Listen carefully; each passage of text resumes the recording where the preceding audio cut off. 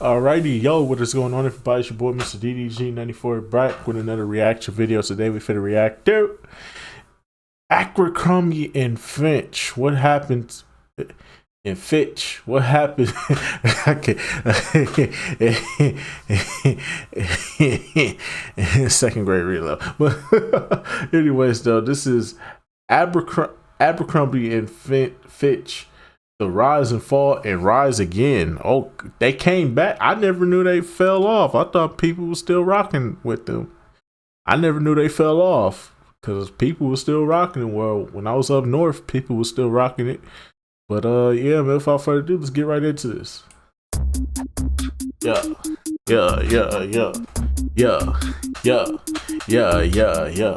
Abercrombie & Fitch. Now, this company has had an eventful history, having existed in what I would consider to be maybe 4 or 5 very different forms. I'm talking about multiple rises and falls, switching between different industries, ultimately becoming a controversial clothing retailer. The most successful of any of it, and I'm guessing the one that most of us associate with the brand, can be characterized by pictures like this. Pretty much. In this video, I want to talk about all of it, how they got to that point, how they got away from it, and how they've been affected by all the changes. I know, this seems like a somewhat modern company, but it goes all the way back to the 1800s. David Abercrombie was a real outdoors type person. He was a prospector, then a miner. He spent some time manufacturing gear for camping, so toward the end of that century, he fittingly opened a store that sold outdoors equipment. It was higher-end stuff that was used for fishing, hunting, and of course camping. One of his customers was a wealthy lawyer named Ezra Fitch, who clearly also enjoyed outdoor activities. In 1904, he invested in that store, and that was the start of the Abercrombie and Fitch partnership, which oddly enough only lasted for about 3 years. The two of them weren't getting along all that well, so Abercrombie left the partnership and therefore the store that he had started, and Fitch continued operating it under that same name. A couple years later, he took a big risk by investing a bunch of his money to create a 450-page catalog, print 50,000 copies of it, and thankfully the risk paid off when customers started placing a bunch of orders from it. By 1917, the business was doing well enough to relocate into a 12-story building in New York City that would soon become their famous flagship store. It sounds funny when I say it today, but Abercrombie & Fitch became widely known as an upper-class retailer of equipment for outdoor activities, primarily for hunting. After Fitch sold his interest in the 1920s, the new leaders made some acquisitions that helped them build the largest collection of firearms in the world. They were seen as the store where you could find just about anything you were looking for, and even gained some publicity from their list of celebrity customers, including Theodore Roosevelt, Charles Lindbergh, Amelia Earhart, and Ernest Hemingway. In fact, this is pretty dark and unclear if it's even true, but it has been reported that Ernest Hemingway took his own life using a firearm that he bought at Abercrombie & Fitch. Over the following decades, they opened 2 more principal stores in Chicago and San Francisco, along with 6 other smaller stores strategically placed around the country. Their most successful year operating in this form was 1968, with sales of $28 million. But by the 1970s, things started to take a turn. Potential reasons for it would be the rise of discount retailers. Places like Target or Walmart were now selling comparable equipment at considerably lower prices, an issue that was compounded by a slower economy during those years where people were really looking for lower prices. They started reporting yearly losses, totaling to over $2.5 million throughout the first half of that decade, so the lack of money on hand forced them to cut back on their inventory available, specifically the really expensive stuff that they were famous for, resulting in some empty shelves and a hurt public image. In 1976, they filed for bankruptcy, closing all of their stores soon after and effectively ending the over 80 years run of the initial Abercrombie & Fitch, which you would really think would be the end of it. I can't imagine there were many people predicting that that name would ever have any further significance, let alone what it actually ended up becoming. But there was a sporting goods chain in Texas called Oshman's, who later became part of Sports Authority, who bought the name and the trademark and essentially the rights to open a new, very different store called Abercrombie & Fitch. So in 1979, they opened one in Beverly Hills that was much more in line with the Oshman stores rather than the previous stores, focusing on clothes and equipment for sports like basketball and baseball rather than camping and hunting. Throughout the 1980s, they opened bigger stores in Dallas and New York City, growing to 27 locations by 1987 with sales of about $50 million. Damn. Meaning this new resurrected version of Abercrombie & Fitch technically grew to be almost twice as big as the the previous version. The following year, 2 of those stores were closed by Oshman's, while the remaining 25 were sold to Limited Brands for $45 million. Now, Limited Brands was not concerned with sporting goods, but rather with clothing stores. Earlier in that decade, they had acquired a bunch of them, including Victoria's Secret and Lane Bryant. I think we're starting to see the evolution take shape into something more familiar here, but I would still call this a transitional period because the Abercrombie and Fitch that we all know didn't truly start to take shape until 1992, when there was a new leader put in charge named Mike Jeffries. A controversial figure, but however you feel about him, it's hard to deny the positive impact that he's had on the company financially. I think that we can say that he was the one most responsible for transforming the chain and growing it from $85 million in sales to $4.5 billion at their peak 20 years later. Damn. Over that time, they also grew from 40 stores to over 1,000. They went from losing money to profiting hundreds of millions of dollars. I mean, those are results that any retailer or any company at all could typically only wish for. In his own words, in 1992, we began to build a new Abercrombie & Fitch rooted in East Coast traditions with an Ivy League heritage. We positioned the brand to target a young and hip customer by offering high-quality, trendy, right casual sportswear and creating a unique, exceptional in-store environment which established an emotional connection with our customer. That's the thing, their whole image became about being young and cool and provocative. Their advertising became very revealing and sexualized. They were known for these black and white advertisements that almost exclusively featured young, white, muscular individuals. In 1997, they started publishing a magazine called A&F Quarterly that was controversial because it featured similar photos with nudity in some cases. There were a lot of protests against it, but it was effective marketing. It caught people's attention and made them see Abercrombie as a hip and attractive brand. And that image even translated inside the stores. I mean, there was no mistaking an Abercrombie & Fitch. Anyone that has shopped there during that 20-plus year time period can tell you that it was a unique experience. The lights were turned down really low, the music was almost absurdly loud, they would spray cologne all over the place to give it a strong, distinct smell, there would be these models that worked there hanging out without a shirt on. It was craziness. The whole environment much more resembled a nightclub rather than a retail store, but if you were a teenager or in your early 20s, there was a good chance that you would think all of that stuff was really cool. But maybe not at all. Abercrombie & Fitch has since fallen considerably, both financially and in terms of reputation. So I put together a list of 5 reasons that I believe to be significant behind their decline. Starting with some of the more obvious ones, rising competition. I'm talking about retailers offering cheaper alternatives like American Eagle Outfitters, but also the rise of the entire fast fashion industry as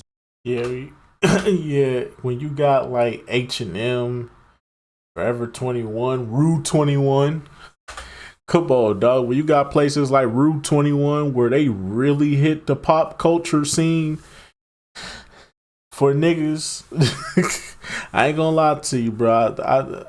I can't wait to get me a car. I'm going straight to Rue 21. I need to get my wardrobe back up. My wardrobe stuck in 2022. I need to get it up to 2024. It sucks when you ain't got no car though. For real. has been a concern. Stores like H&M or Forever 21, commonly only a short walk away in the mall, offering a changing variety at cheaper prices. Traditionally, many Abercrombie stores have been located in shopping malls, which I suppose I should put as my second reason. A decline in mall traffic or a mall being shut down entirely could absolutely hurt sales. I've talked about this on the channel quite a bit before, so moving on to my third reason, individuality. I'm sure we all understand that the fashion industry is forever changing. Abercrombie found tremendous success with their very specific approach that can't be expected to work for decades. What may have seemed cool 20 years ago may just seem annoying or offensive today. I'll admit, I'm not an expert when it comes to fashion, but I believe it has evolved to become much more about individuality. Back in the day, teenagers across the country would be proud to wear that Abercrombie logo because it would help them fit in with everyone else. That was kind of the whole point. Wearing one of their shirts meant that you were part of the cool group, but now no one cares about being in the cool group. So in 2014, they even announced that they would stop putting that logo on everything. Another reason behind their decline could potentially be their failed store concepts. In 1998, they started a store called Abercrombie Kids, and as the name implies, it's similar to the original store, but for a younger customer. As far as I can tell, it's been successful. There are still many of them around today. 2 years later, they started another chain of stores called Hollister. Oh, yeah. I don't know how successful that one has been. It's always been. Yep, they put these right next to each other. You got Abercrombie and Fitch, and then you got Hollister right next to it. They be literally right next to each other. So you be looking like, damn. Every mall I go to, these two are always next to each other. But I never knew they was part of the same company though. I thought Hollister was its own thing. I always thought Hollister was its own thing, but I guess not. But most definitely, Abercrombie. In my high school years growing up, Abercrombie and Fitch and Hollister was like the go-to for all the girls. Like the dudes, like you would mostly see us wearing like hoodies. We'd be wearing like the hoodies or the jackets. That's our MO. The girls, they wearing the button ups, the pants, the shirts, all that shit. If you was a dude wearing that stuff, no, you might be considered a little fruity on the side. I'm just saying, real niggas wasn't wearing. Now the Hollister shirts, I will say this though, the Hollister shirts most definitely, but Abercrombie and Fitch shirts might have been a little fruity, my nigga. Hey yo, hey yo, hey yo, hey yo, hey yo, hey yo, hey yo, hey yo. Might have been a little fruity, my nigga. You be looking at you like, oh no, dog, why you wearing that shirt, dog? But y'all be wearing the hoodies. Yeah, we be wearing the hoodies. You wearing the t-shirt, nigga. What's going on with that? What you want? Ah, nigga, you a fruity cake. That nigga a fruit cake, nigga. That nigga a fun boy. That nigga. Oh, no, nigga. You can't sit with us, no. It be like that, though. Hey, if you want to wear Abercrombie and Fitch, wear what you want to wear. I ain't judging no more. I'm speaking on a younger me, a younger, more immature me. The older me, I don't give two fucks. Like, wear what you want to wear, bro. I don't give a fuck. I be wearing sweatpants and t-shirts, bro. I do not be caring, bro. In a somewhat similar store, but with more of a laid-back California beach attitude, I would guess that you may be even more familiar with it because Hollister quickly became the most desirable part of the company, surpassing the Abercrombie stores in terms of sales in 2009 and maintaining that position ever since. That is all impressive, but Abercrombie was nowhere near as successful with their next two attempts. In 2004, they attempted a new concept called Roll. It was a clothing store meant for an older customer, like someone in their 20s or 30s, but it never caught on too well, growing to about 30 locations before being discontinued after only 5 years. Their next attempt was in 2008 with a store called Gilly Hicks. They sold women's intimates and loungewear, but yet again, it never caught on as well, also growing to about 30 locations before closing after 5 years. I should mention that Gilly Hicks did come back a few years later as a brand sold in Hollister and online, but overall, that's still not the most successful attempt. For my final reason behind their decline, I have to talk about their scandals. Abercrombie & Fitch has been involved in so many scandals that have collectively hurt their image and caused many potential customers to simply stay away. Just going through some of their bigger ones, in 2002 they were protested for selling these t-shirts that had offensive depictions of Asian individuals. They quickly pulled them off their shelves and the representative said, "We are very, very, very sorry." In 2004 there was a class action lawsuit settlement of $40 million. The claim was that Abercrombie was discriminating against minority applicants in the hiring process, and also that the few minorities that they did hire were expected to work in the back of the store away from the public. Interestingly, part of that settlement said that they also had to have more diversity in their marketing so that they wouldn't discourage minorities from applying for the jobs there. People also didn't approve of the fact that the store refused to sell larger clothing sizes for women. It took them until 2013 to announce that they would finally start doing it. And then there was even more backlash when their CEO, Mike Jeffries, infamously said that the brand was meant for cool, good-looking people. You may have picked up on the fact that most of these issues have a theme of being insensitive and excluding certain people. It really seemed like they only wanted young, thin, attractive, white people in that store and sort of made everyone else. Hey yo, what the fuck? So there you go, 5 reasons behind the decline of Abercrombie and Fitch. But that's not the end of it. Responding to the troubles, Mike Jeffries left the company in 2014, and in the following years, the new leadership implemented a lot of necessary changes. And I use that word necessary partially because in an official survey of over 9,000 people, Abercrombie was ranked the most hated retailer in the US. The changes were predictable enough though. I already said how they reduced the use of their logo, they changed the entire store environment so it was much less like a nightclub. They got rid of those shirtless models and stopped hiring people based on their looks. That entire Abercrombie image that we all came to know is essentially gone. I thought maybe a good way to convey that would be to compare the cover of their financial statement from 2002 to the one from 2021. The newer one obviously being more diverse, family-friendly, even less shallow maybe. Along with the marketing adjustments, the company has been switching up their product mix more often, has been more accurate in predicting new fashion trends, maybe even affecting some of those fashion trends to an extent with how much they have been talked about on TikTok and other social media. Becoming more relevant and raising sales have contributed to the impressive rise of its stock price, making it one of the better investments over the past few years. And yeah, I like I said before I left, Abercrombie and Fitch was popping again. I never knew that they fell off, but they was popping before I left up north and came down here to the country where folks dress like it's 2005. Niggas be dressing off the city trends rack around here. People do not care about fashion down here. Niggas will dress like it's 2005 on your ass. You will see niggas in baggy pants sagging their ass off like, nigga, this is not 2005. I'm telling y'all, dog, ever since I moved down here, I done seen shit that I ain't seen in years. overall, it has been called one of the biggest comebacks in retail, proving that this company right here always seems to find its way back in unexpected ways, so it is probably going to be interesting to keep an eye on it to see where it goes next. Let me know in the comments, have you ever shopped at Abercrombie and Fitch? And if so, how old were you? What was your motivation for going there? How did you perceive the brand? Also, I'm curious, has anyone ever been there during one of their previous forms? I told you in the beginning, it's an eventful history, so any other thoughts you have about any of it, leave them in the comments. I'd like to hear what you have to say. Thank you for watching. But yeah, man, that's just oh.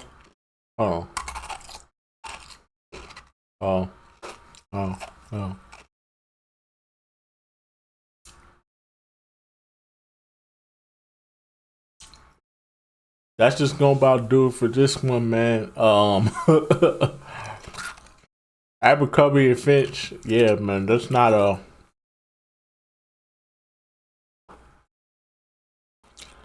brand I really rock with, because they never appealed to me as a person. They just never appealed to me. Individually, they just never appealed to me. I do have like one sweater remaining. Only got like one sweater. I still got it. I just don't wear it because I don't be caring. But Hollister was really the it factor of, like, Hollister for sure. I got some Hollister in my I got some t-shirts. I got a hoodie still. That hoodie been fucked up for years. It got bleach on it and shit. Taking it to the goddamn laundromat, and then that motherfucker had bleach stains on it. I was like, oh, not my Hollister. I wear it sometimes, but not all the times. But anyways, though, that's just gonna about do it for this one. Most definitely not a big fan of Abercrombie and Fitch, but let me know though. Did y'all fuck with it? Was y'all rocking it? Cause I like I said, I only got like one sweater from them, and that's it. And the only reason I got the sweater was because it went with something that I was trying to put off when I was trying to go to the club one night. But outside of that, though, that's just gonna about do it for this one. I will see you all in the next video. Till then, peace out.